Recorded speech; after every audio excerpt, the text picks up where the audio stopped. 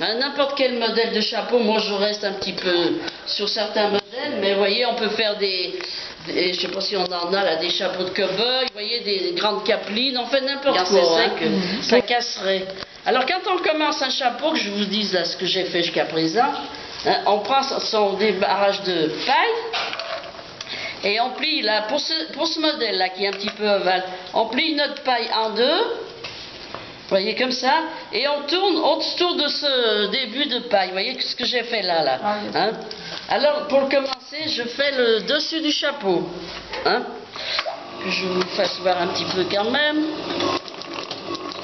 C'est vrai qu'une fois que c'est démarré, ça va beaucoup mieux là, parce que je dis bien, pour apprendre, c'est le démarrage qui est le plus dur.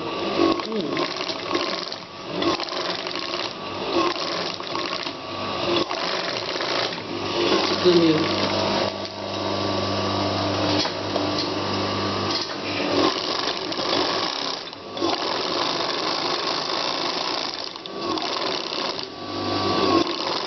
Regardez, si vous connaissez, mais c'est le feutre. Hein.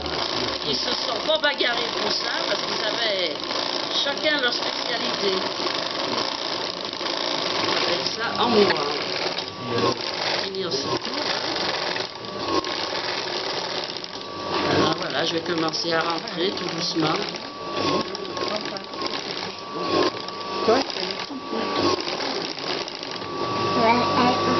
Je vais rentrer un petit peu vite, à peu près net. On fait un tour pour consolider.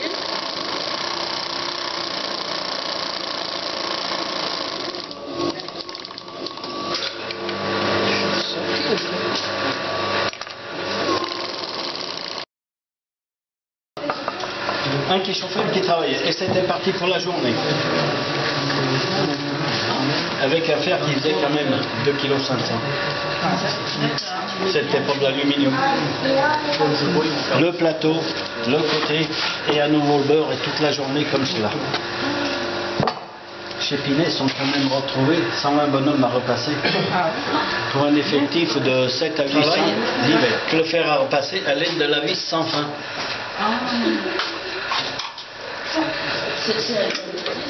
Qui bien sûr a amélioré le travail, mais la pénibilité n'a jamais bien changé, hein, parce que c'était moins pénible de repasser que de... Parce que la personne qui travaillait là, elle travaillait à 4 formes. Alors il fallait tenir une température pour ne pas les griller.